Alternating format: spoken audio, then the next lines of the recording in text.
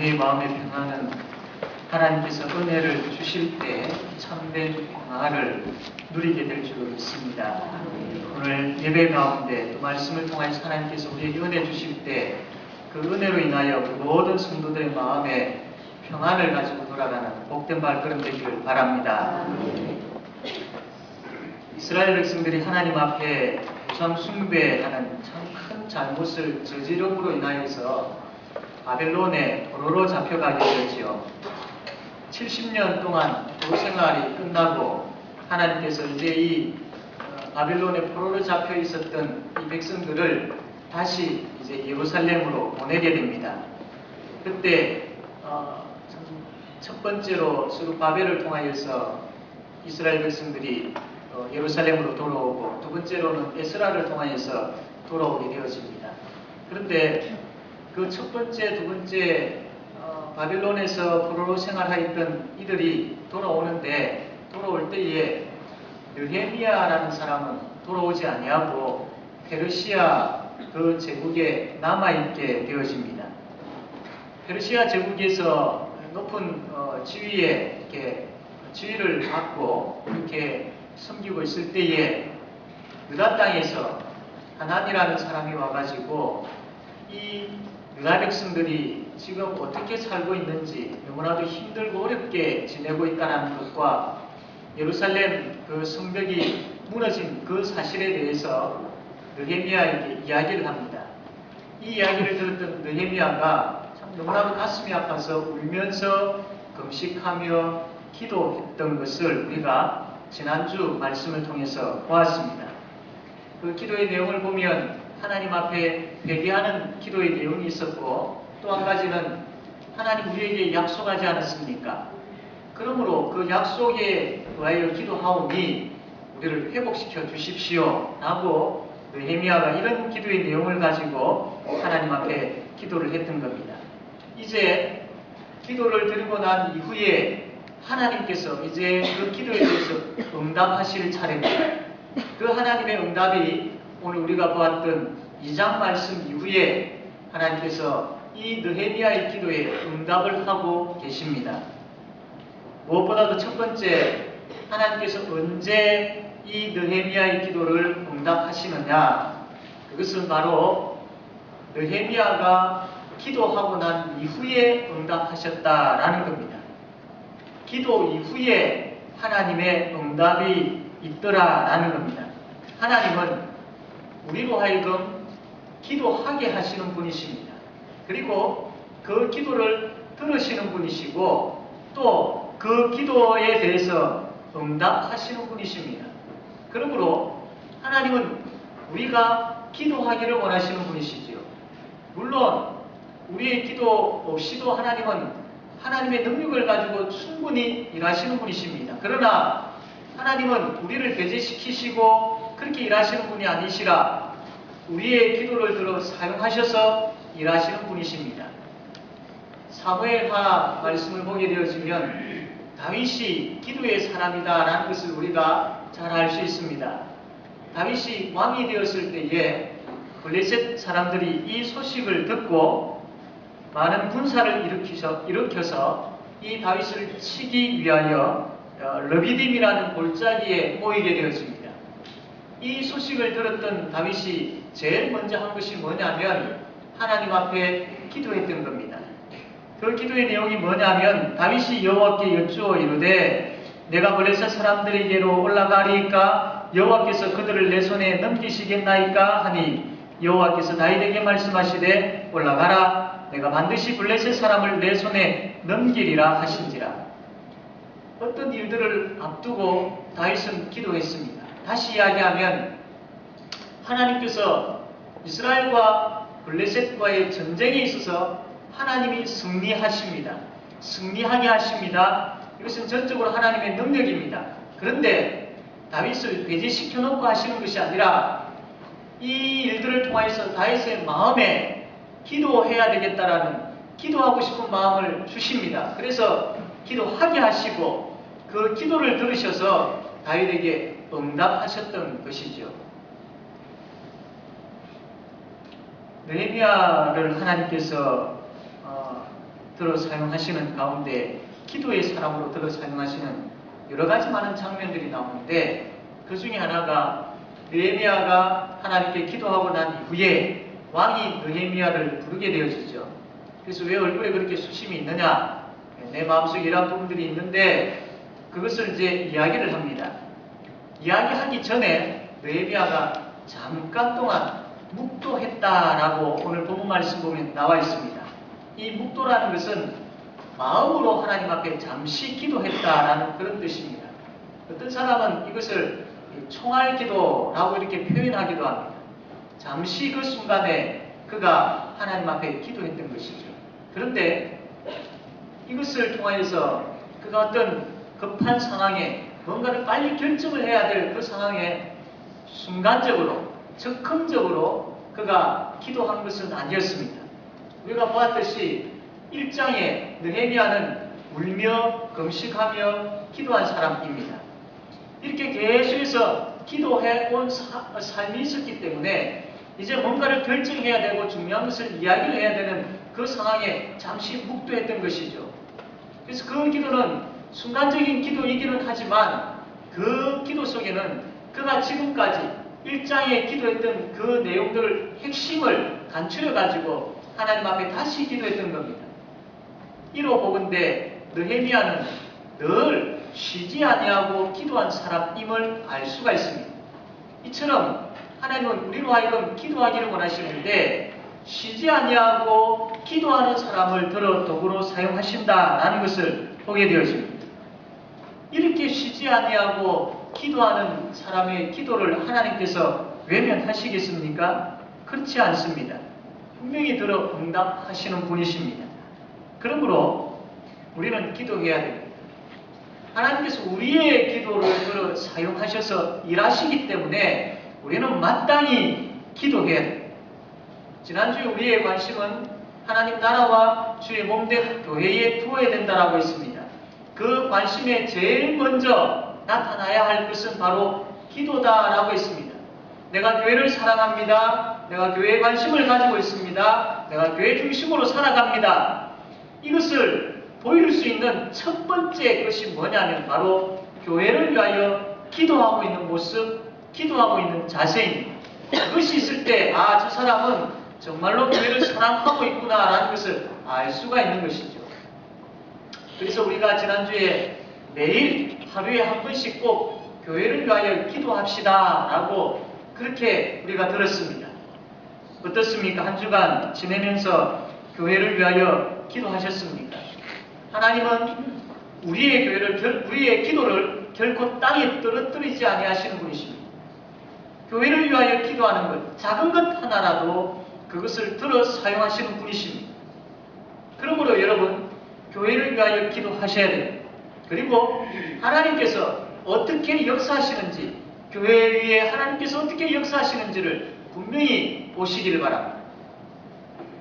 우리가 교회를 위하여 기도한다라는 이 부분에 있어서 하나님께서 우리에게 원하시는 것이 우리의 수고와 우리의 재능뿐만 아니라 이것보다도 더 하나님께서 원하시는 것은 바로 기도다라는 것을 알아야 된다라는 겁니다.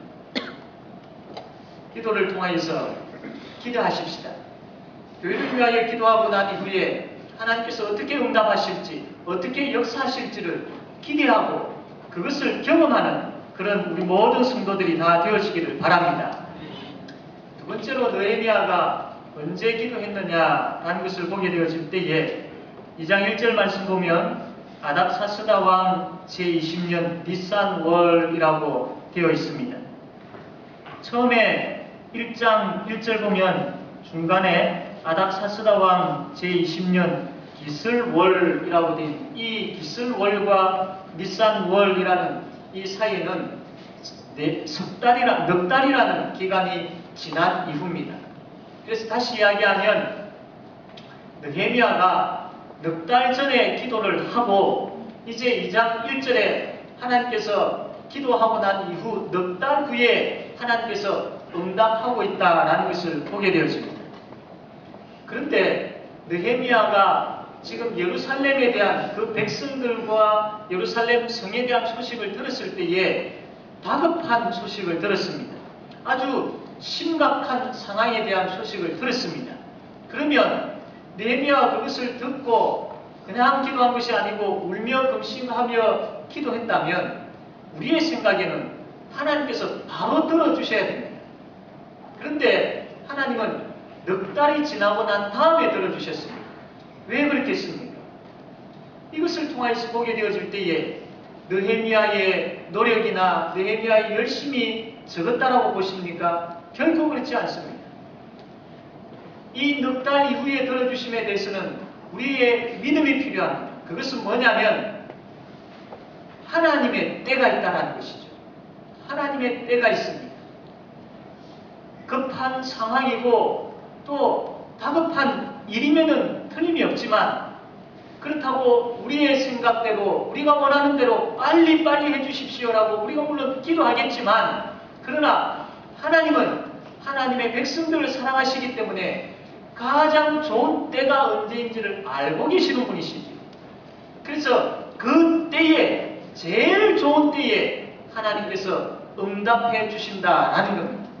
그렇기 때문에 하나님은 선하신 분이시고 우리의 아버지이심에 대한 믿음을 가지고 그 때를 기다릴 줄 알아야 되는 겁니다. 우리의 상황이 다급하고 우리의 지금 형편이 급하기 때문에 우리가 하나님 앞에 매달리기는 하지만 그럼에도 불구하고 우리가 하나님 앞에 역시 기도해야 될 것은 하나님의 때가 언제입니까? 그 때에 하나님의 뜻이 이루어지기를 원합니다라고 기도할 줄 알아야 됩니다. 그래서 우리의 기도가 하나님 앞에 이루어지기를 원하는 마음을 가지고 기도해야 함과 동시에 하나님의 제일 좋은 때에 응답되어지기를 소원하는 그 마음도 역시 하나님 앞에 아뢰어야 됩니다. 그러므로 기도하고 기다릴 줄 아는 믿음을 가지시기를 바랍니다. 선하신 우리 아버지께서 제일 좋은 것으로 제일 좋은 때에 제일 사랑하는 저와 여러분에게 응답해 주실 줄로 믿으시기를 바랍니다.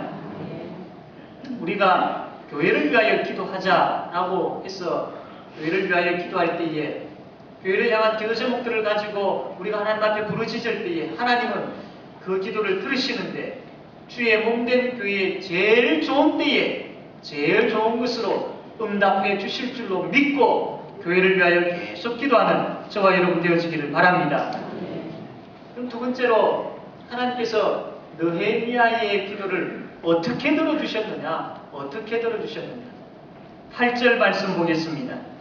8절 말씀 우리 다 같이 한번 2장 8절 말씀 읽겠습니다. 시작. 또 왕이 되신 사람과 사들에게 조사를 해주사 그가 전문에 제공한 백명대와 수고가 여덟을 위하여 그리고 그들의 그에게 되게 하옵소서. 내가는 하나님 속이 나를 오시고 아멘. 느헤미야가 왕 앞에 나와가지고 크게 세 가지를 요구합니다. 왕이여 나를 유다 땅으로 보내어주셔가지고 예루살렘 성벽을 건축하게 해주십시오. 그 다음 두 번째 요구는 내가 이 예루살렘 유다 땅까지 무사히 갈 수 있도록 강 서쪽에 있는 그 총독들에게 조서를 내려가지고 무사히 다 통과시켜서 예루살렘 땅으로 무사히 갈 수 있도록 그렇게 조서를 내려주십시오. 그리고 이제 예루살렘 가서 예루살렘 성벽을 이렇게 재건을 할 텐데 성벽을 만들고 또 성문을 만들고 또 느헤미야가 구할 그 관저 그것을 만드는 데 있어서 많은 재료들이 필요합니다. 이러한 자재들을 나에게 주십시오. 이 세 가지를 요구를 합니다.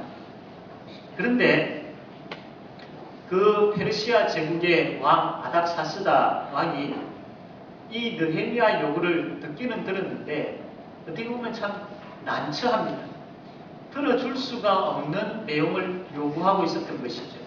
왜냐하면 이 아닥사스다 왕이 전에 예루살렘 성벽을 재건하지 못하도록 막았던 적이 있습니다. 왜냐하면 예루살렘으로 이제 귀환을 한 그 1차, 2차 귀환을 했던 백성들 있지 않습니까? 이 사람들이 우리가 누구냐? 우리의 정체성을 분명히 밝히고 우리의 정체성을 분명히 알고 우리 후손들에게도 이 정체성을 분명히 알려야 된다. 우리는 하나님의 백성이다. 하나님을 제일로 하나님 중심으로 살아가야 될 백성이다. 이 정체성을 확립하기 위해서 제일 중요하게 첫 번째로 필요했던 것이 바로 성전이었습니다. 그래서 제일 처음 성전을 재건을 했습니다. 그때에 그 전에 이 유다 땅에 살고 있었던 사람들이 있었는데 그 사람들이 예루살렘 성전을 짓지 못하도록 많이 방해를 했습니다. 그 방해에도 불구하고 오랜 세월이 걸리기는 했지만 이 성전을 재건을 했습니다. 그리고 난 다음에 이 예루살렘에 있는 사람들이 그러면 우리가 이 하나님 나라의 백성이고 국민이지 않느냐. 그래서 이 국민으로서 하나의 국가를 이제는 잘 재건해야 되지 않느냐. 그러면 필요한 것이 뭐냐? 바로 성벽이다. 그래서 우리가 성벽을 짓자. 이렇게 성벽을 지으려고 하니까 앞에 그 방해했던 그 대적자들이 이제는 성벽을 짓지 못하도록 방해를 합니다. 성전을 짓지 못하도록 방해를 했던 것보다도 더 심하게 성벽을 짓지 못하도록 방해를 하는 겁니다. 그래서 이 페르시아 제국의 왕인 아닥사스다 왕에게 막 조서를 보냅니다. 왕이여, 지금 이 예루살렘에 있는 사람들이 성벽을 지으려고 합니다. 그거 허락하면 안 됩니다.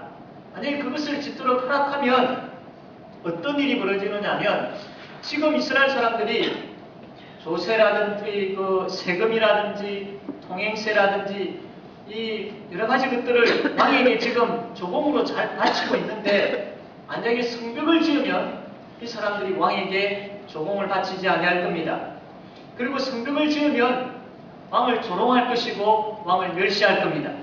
그리고 성벽을 지으면 이들이 튼튼한 나라가 되어서 왕의 제국을 넘보게 되어질 겁니다. 그래서 왕의 영토를 아마 부분적이긴 하지만 빼앗게 되어질 겁니다. 이렇게 거짓으로 해가지고 아닥사스다 왕에게 조서를 올렸던 겁니다. 이것을 받은 아닥사스다 왕이 어떻게 보겠습니까?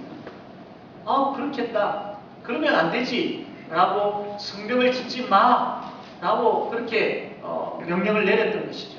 그래서 성벽이 중단되었습니다. 올크니하고 그 대적자들이 이제 왕의 명령을 따라서 그 사람들이 지금까지 지어놓았던 성벽을 다 허물어버리게 되었죠. 그래서 느헤미야가 이 처음에 하난이라는 사람을 통해서 소식을 들을 때 성벽이 무너지고 성문이 불탔다라는 것이 바로 이때를 이야기합니다. 아닥사스다 왕의 말을 통하여서 그 대적들이 그 성벽을 무너뜨리고 성문을 불태워버렸던 것입니다. 자, 아닥사스다 왕이 이거 안 된다라고 그렇게 명령을 내린 것은 이제는 번복을 해야 됩니다. 느헤미야의 말을 듣고 번복을 해야 됩니다. 그러면 아닥사스다 왕의 생각이 만약 그렇게 되어지면 전에 이야기했던 그 세 가지 조공을 바치지 아니할 것이고 나를 멸시할 것이고 나의 영토를 넘볼 것이다 라는 그런 걱정도 가지게 되어질 것입니다. 그래서 번복을 해야 하는 것과 또 반역에 대한 그런 두려움으로 인하여서 성벽을 짓도록 허락한다는 것은 있을 수가 없습니다. 뿐만 아니라 지금 이 느헤미야는 아닥사스다 왕의 최측근에 있는 사람입니다.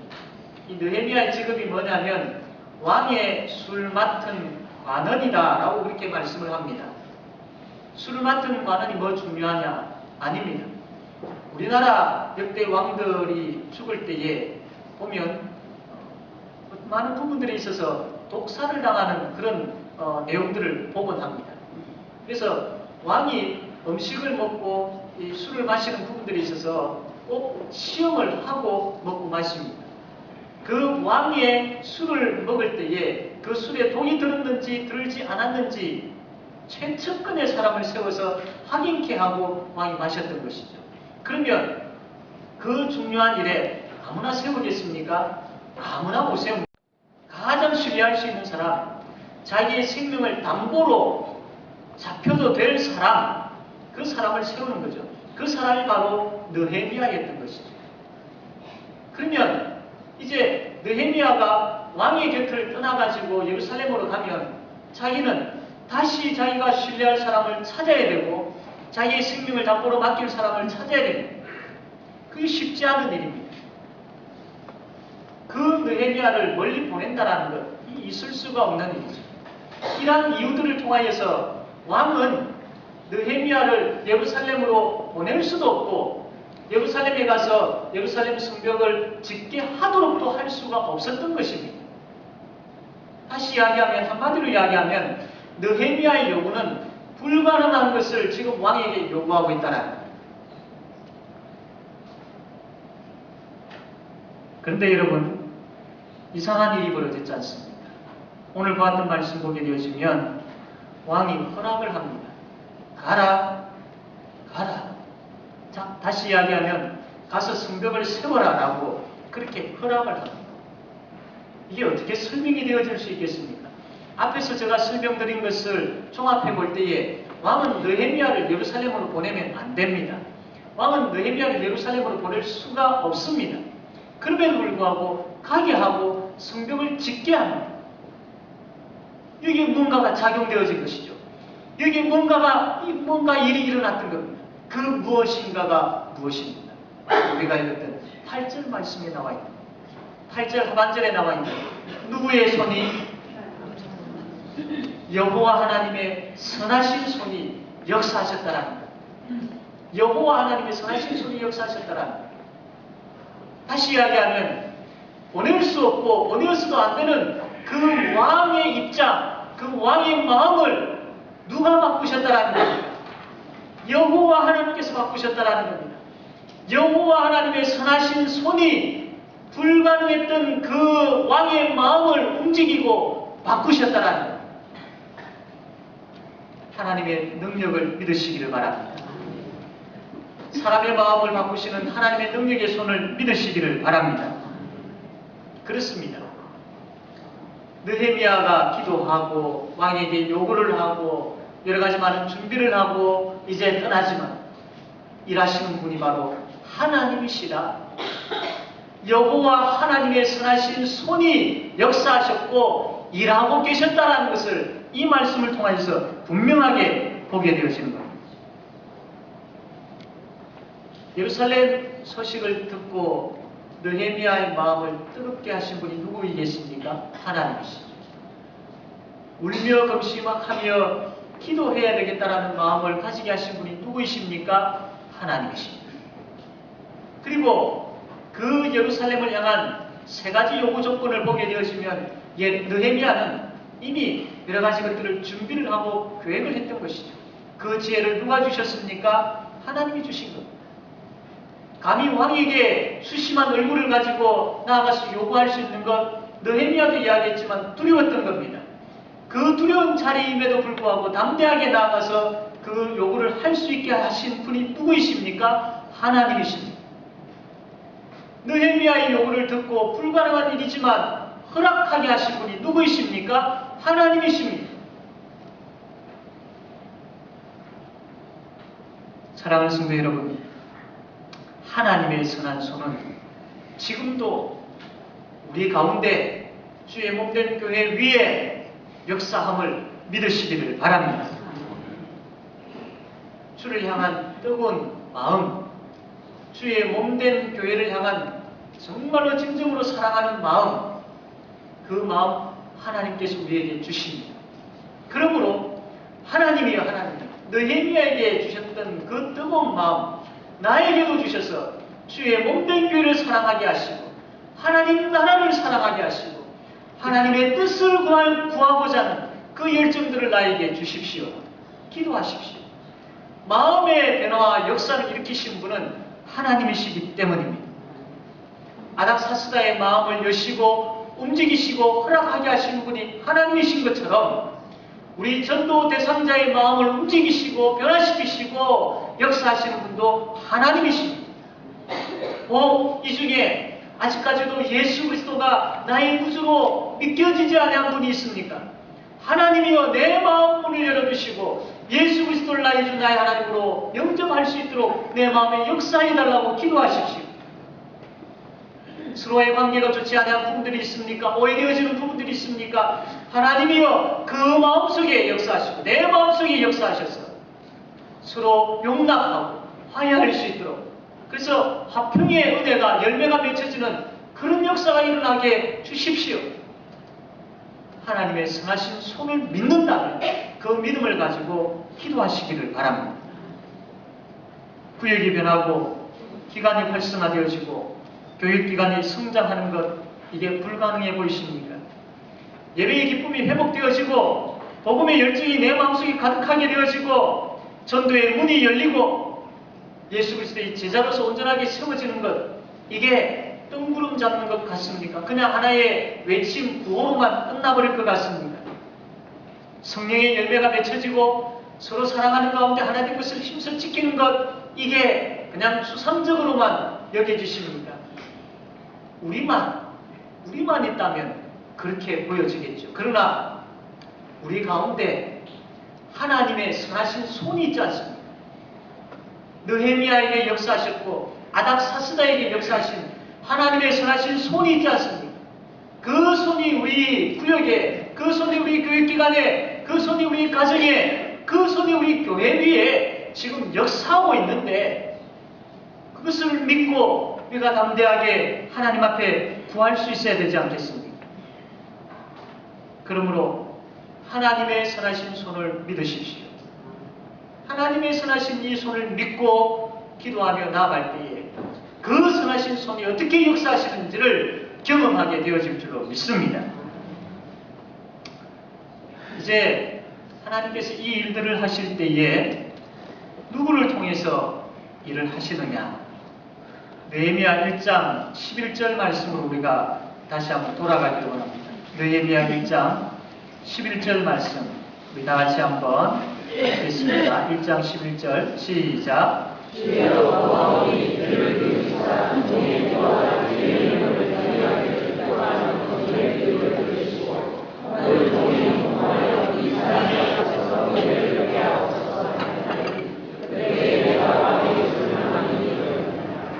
느헤미야가 예루살렘에 대한 이스라엘 백성, 하나님의 백성 회복에 대한 기도를 하고 난 다음에 마지막에 11절에 이 기도를 했는데, 이것은 쉽게 이야기하면 하나님 나를 보내시고 나를 들어 도구로 사용하여 주십시오라는 내용과 같은 것입니다.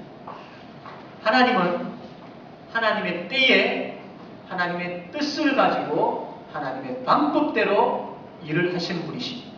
그런데 하나님은 하나님의 사람을 사용하셔서 하나님의 일을 하십니다. 지금 이 본문에는 느헤미야가 하나님의 사람으로 하나님의 도구로 사용되어지고 있는 것입니다. 그렇다고 느헤미야가 로봇처럼 그렇게 사용되어지는 것 아닙니다.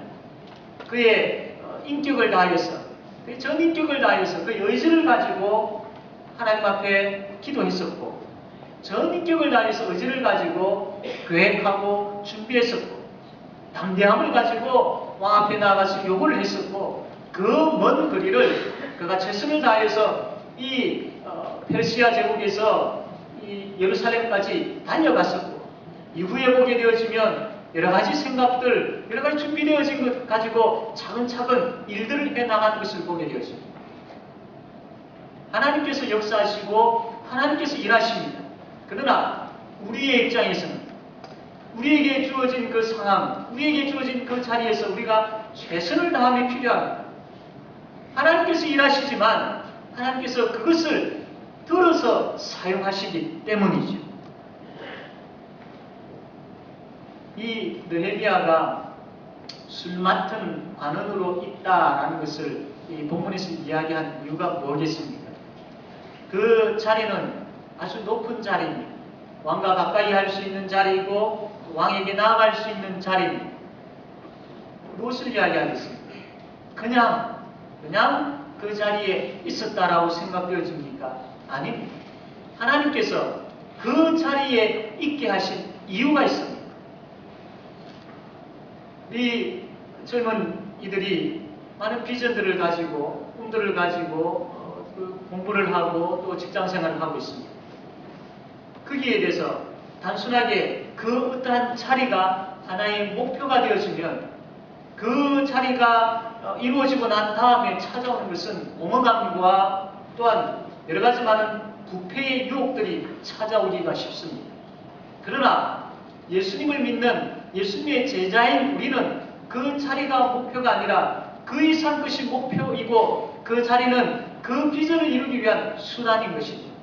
다시 이야기하면 느헤미야가 페르시아 제국의 술 맡은 관원장으로 있는 것, 이것을 생애 최고의 목표로 삼았다면 하나님은 그를 사용하지 않았습니다. 그의 관심은 하나님 나라, 하나님 백성들에게 있었습니다. 그렇기 때문에 그 자리를 뒤로 하고서라도 그가 예루살렘으로 간 거지 않습니다. 그 자리에 있었던 것들을 그가 사용해서 그가 가게 되어졌던 겁니다. 그 시대의 사람 중에 한 사람이 에스더라는 사람이 있습니다. 이 에스더가 페르시아 제국의 아닥사스다 왕의 아버지, 그 왕의 이제 왕후로 그가 등극을 하게 되어지죠. 그때 우리가 잘 알고 있는 이 말씀이 있습니다. 에스더 4장 14절 말씀 보면, 이때 내가 만일 잠잠하여 말이 없으면 유다인은 다른 데로 말미암아 노임과 구원을 얻으려니와 너와 내 아버지 집은 멸망하리라. 내가 왕후의 자리를 얻은 것이 이때를 위함이 아닌지 누가 알겠느냐. 내가 이 자리에 있는 이것이 유다 백성들을 건지시기 위한 하나님의 뜻을 이루기 위함이 아니겠느냐. 에스더에 있어서 이 왕후의 자리가 최고의 목적은 아니었습니다. 우리가 잘 알고 있는 요셉, 그가 애굽의 총리가 되고 최고의 자리인 총리가 되어졌죠. 그때에 요셉이 이런 이야기를 합니다. 나를 당신들보다 먼저 보내신 분이 계신다. 하나님이시다. 나로 하여금 이 애굽의 총리의 자리에 있게 하신 분도 하나님이신데 거기에는 이유가 있다. 이 기근 가운데 이스라엘 백성, 하나님의 백성 살리기 위함이다. 요셉은 이것을 분명히 알고 있었습니다. 사랑하는 성도 여러분, 여러분이 지금 어떤 자리에 있습니까? 무엇을 가지고 있습니까? 그것이 단순하게 나 잘 먹고 잘 살기 위한, 이 땅에 사는 가운데 나 행복하게 살다가 죽기 위한 그것이겠습니까? 좀 더 깊이 생각을 하시길 바랍니다. 좀 더 주 안에서 생각을 하시기 바랍니다. 좀 더 교회를 사랑하는 가운데 생각해 보시기를 바랍니다. 그러면 그 이유를 알게 되어질 것입니다. 내가 왕후의 자리를 얻은 것이 이때를 위함이 아닌지 누가 알겠느냐. 나를 당신들보다 먼저 보내신 분은 하나님이십니다. 저와 여러분이 이 자리에 있게 하신 하나님의 분명한 뜻이 있습니다. 주의 몸된 교회를 향한 분명한 뜻이 있습니다. 하나님께서 우리를 들어 사용하실 때에 물론 우리에게 주신 그 재능과 지혜와 이런 것들을 가지고 사용하셔서 인격적으로 사용하셔서 일하시는 분이십니다. 그러나 또 한 가지 알아야 될 것은 내가 이 내 것을 가지고 내가 하나님을 돕겠다라는 이 생각보다는 이것을 가지고 내가 하나님의 자리에 서 있게 되어질 때에 하나님께서 일하시는 것을 보게 되어질 뿐만 아니라 그것을 통해서 나의 믿음이 자라게 되어지고 내가 하나님의 사람으로 온전하게 세워진다라는 그 믿음 또한 가지셔야 된다라는 겁니다. 하나님께서 우리를 왜 부르시고 지금 여러분이 있는 자리에 왜 세우셨겠습니까? 내가 어떻게 일하는지를 분명히 보아라. 그리고 내가 어떻게 너희들에게 역사하는지를 너희들이 경험하여 보아라 라는 것입니다. 사랑하는 성도 여러분, 우리가 하나님 앞에 고백할 수 있는 것은 주님, 내가 여기 있사오니 나를 들어 도구로 사용하여 주십시오라는 보리떡 5개와 물고기 2마리를 가진 그 아이의 한 끼 식사밖에 되어지지 않지만 그것 가지고 예수 그리스도 앞에 서 있게 되어졌을 때에 장정만 5,000명 이상 되어지는 사람이 먹고도 남음이 있는 그런 하나님의 기적을 보지 않았습니다. 하나님께서 우리에게 세우신 그 자리에 주님, 내가 여기 있사오니 나를 들어 도구로 사용하여 주십시오. 보잘것없고 가진 것 없고 아는 것 없고 부족하지만 그럼에도 불구하고 하나님께서 세우신 자리에 내가 신실하게 있기를, 신실하게 서 있기를 내가 헌신하겠습니다라는 마음을 가지고 그 자리에 서 있게 되어질 때에 하나님의 손의 역사를 보게 되어지는, 하나님의 선하신 손의 능력을 경험하게 되어지는 그런 은혜가 우리에게 있게 될 줄로 믿습니다. 왜 우리를 이 자리에 두셨는지를 깊이 생각하고 할 줄 모르고 가진 것 없고 부족하지만 하나님 세우신 그 자리에 내가 서겠습니다. 그리고 헌신된 마음을 가지고 헌신된 심장을 가지고 내가 하나님 앞에 서 있겠습니다. 하고 고백하며 하나님 앞에 서 있을 때에 하나님께서는 선하신 손으로 우리를 붙잡으시고 우리 교회를 붙잡으시고 우리의 삶의 환경을 붙잡으셔서 일하시고 역사하시는 그 놀라운 그 구원의 일에 하나님께서 우리를 들어 도구로 사용하시는 그 일에 동참하게 되어지는 복을 누리게 되어질 줄로 믿습니다. 이 은혜가 저와 여러분 가운데 충만하여서 한 주간도 주의 몸된 교회와 하나님 나라를 위하여 한 도구로 사용되어지는 우리 모두가 되어지기를 바랍니다. 기도하겠습니다. 하나님,